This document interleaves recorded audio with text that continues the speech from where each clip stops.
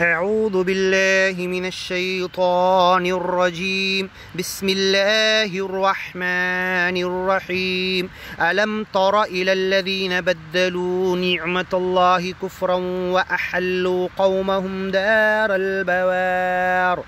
جهنم يصلونها وبئس القرار وجعلوا لله أندادا ليضلوا عن سبيله قل تمتعوا فإن مصيركم إلى النار قل لعبادي الذين آمنوا يقيموا الصلاة وينفقوا مما رزقناهم سرا وعلانية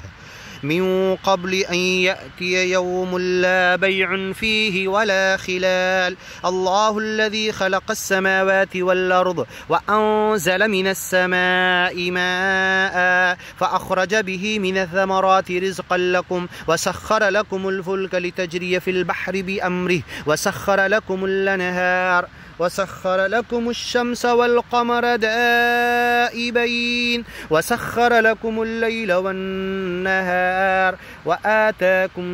من كل ما سألتموه وإن تعدوا نعمة الله لا تحصوها إن الإنسان لظلوم كفار وإذ قال إبراهيم رب اجعل هذا البلد آمنا واجنبني وبني أن نعبد الأصنام رب إنهن أضللن كثيرا من الناس فمن تبعني فإنه مني ومن عصاني فإنك غفور رحيم ربنا إني أسكنت من ذريتي بواد غير ذي زرع عند بيتك المحرم ربنا ليقيموا الصلاة فاجعل أفئدة من الناس تهوي إليهم وارزقهم من الثمرات لعلهم يشكرون ربنا إني أسكنت من ذريتي بواد غير ذي زرع عند بيتك المحرم ربنا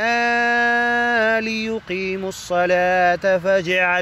فاجعل أفئدة من الناس تهوي إليهم وارزقهم من الثمرات لعلهم يشكرون ربنا إنك تعلم ما نخفي وما نعلن وما يخفى على الله من شيء في الأرض ولا في السماء الحمد لله الذي وهب لي على الكبر إسماعيل وإسحاق إن ربي لسميع الدعاء رب اجعل لي مقيم الصلاة ومن ذريتي ربنا وتقبل دعاء ربنا اغفر لي ولوالدي وللمؤمنين يوم يقوم الحساب ولا تحسبن الله غافلا عما يعمل الظالمون إنما يؤخرهم ليوم تشخص فيه الأبصار مهطعين مقنعي رؤوسهم لا يرتد إليهم طرفهم وأفئدتهم هواء وأنذر الناس يوم يأتيهم العذاب فيقول الذين ظلموا ربنا أخرنا إلى أجل قريب نجيب دعوتك ونتبع الرسل أولم تكونوا وقسمتم من قبل ما لكم من زوال وسكنتم في مساكن الذين ظلموا أنفسهم وتبين لكم كيف فعلنا بهم وضربنا لكم الأمثال يوم يأتيهم العذاب فيقول الذين ظلموا ربنا أخرنا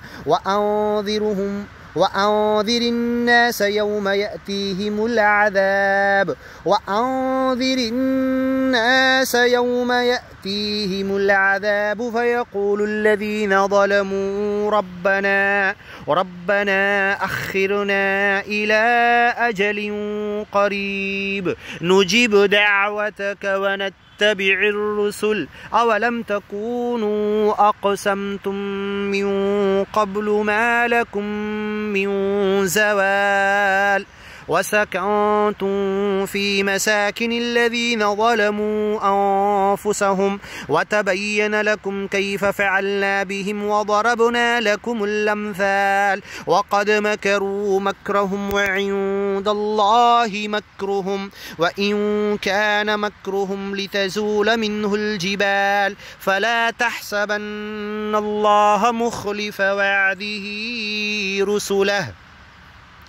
إن الله عزيز ذو انتقام يوم تبدل الأرض غير الأرض والسماوات وبرزوا لله الواحد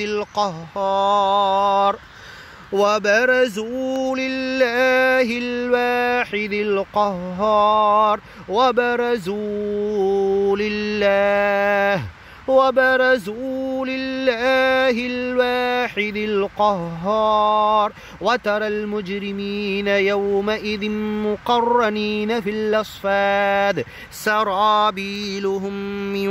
قطران وتغشى وجوههم النار ليجزي الله كل نفس ما كسبت إن الله سريع الحساب هذا بلاغ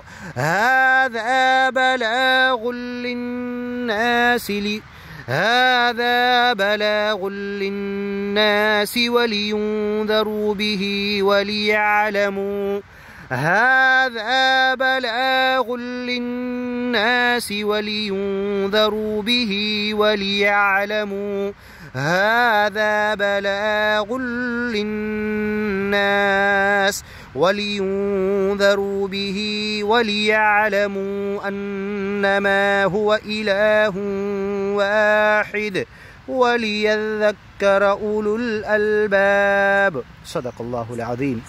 ومن أصدق من الله قيلا ومن أحسن من الله حديثا